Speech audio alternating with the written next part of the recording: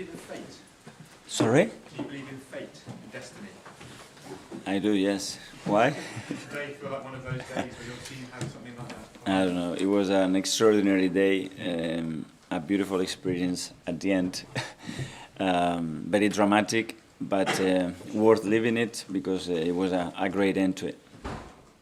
How do you describe the emotions of the last few minutes? Probably everybody's overwhelmed a little bit. It was madness from the first second of the game with a routine that we knew that they could do. They did it brilliantly. We defended so poorly. And then you start to have to climb a mountain against 10 players behind the ball. And we tried in every single way. We didn't score the goal, and suddenly you are 2-0 down with a set play again. And after that is, don't lose the shape, don't lose the discipline, and start to do all the simple things right and try to score the first one. And we did that, and we showed a lot of maturity and resilience to do that. And once we've done that, then the atmosphere and the place changed the energy. And after that, it was, okay, let's go for the second one. We generated a lot of situations. I think it was 31 shots in total. And we scored the second one. It was, okay, throw the toys out and let's go for it. And I thought the subs made a huge impact today. So happy for Reece after the difficult months that he's had. And an incredible day at the end. I think that's the fifth time this season you've come back from a goal down to win the game. What does that say about the character of these players? A lot. I think the team showed, and individuals showed today a different level of willingness to win, determination, and as well initiative. Because when the game gets ugly, there is a moment that you can lose momentum, you can start to hide and start to navigate through the game. And the players didn't do that. They wanted the game. They wanted every time the ball, they took risks, they took initiative, they kept trying till we broke them down. So it was great to see that from the team. And how is your heart rate after that game, Phil? Because you must love and hate these last-minute winners these days. Crazy. It's like you lose sight of where you are. I started to run and I didn't really know what I was running to. And then I saw a kid here next to me. Then I give it to security. But just looking the faces of everybody, the staff, the players, our supporters with that smiles, that joy in their eyes, it's just great to live. And you mentioned Reece and the journey he's been on, how an incredible moment it was for him as well as an individual. But was you urging him to strike that? Or was you being like, oh, please don't? Because of the last two shots outside the box, did he exactly go to play? Yeah, but I don't know. Obviously, we put him in the training ground and say 50 times put it there. I don't know if he would score, but he did it in the perfect moment for the team, for himself, and he fully deserves that moment, the kid. Well, so there were 6 minutes added on, and you scored in the 97th minute. And a common theme that we're seeing this season is a lot of teams and managers trying to waste time early on from the beginning of the first half.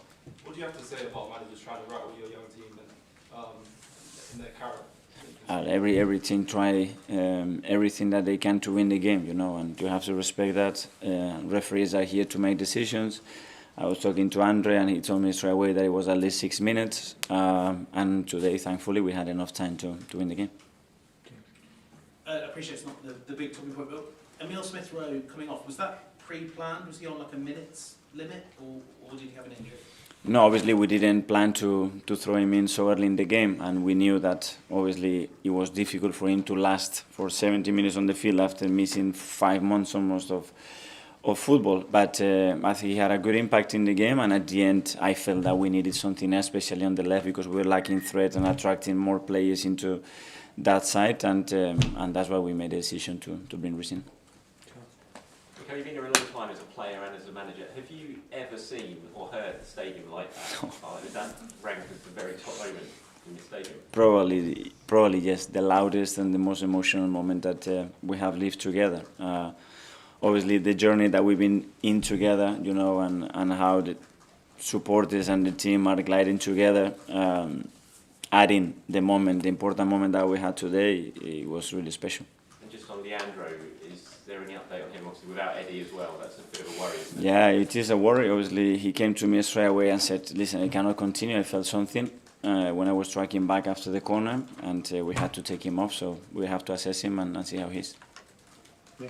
Just on Reece again, I remember almost from the moment you walked through the door, you always spoke very warmly about Reece and how highly you rate him and stuff.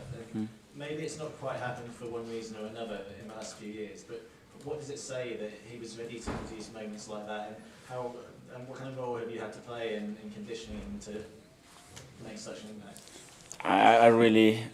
I always saw the potential, the talent, and the desire for him to do it. But I think he's in a different level right now. I think emotionally, I think the experiences that he had helped him. And football-wise, yeah, it was my decision the last 2 games not to put him in the squad because we had other options. But he's knocking on the door. He's been training really good, and it's a good lesson for me and for the coaches as well that we need him and that he can really be important in the team. And just on that first goal that Bournemouth scored, it must have been a bit weird to concede that after 9 seconds, right? Credit to them.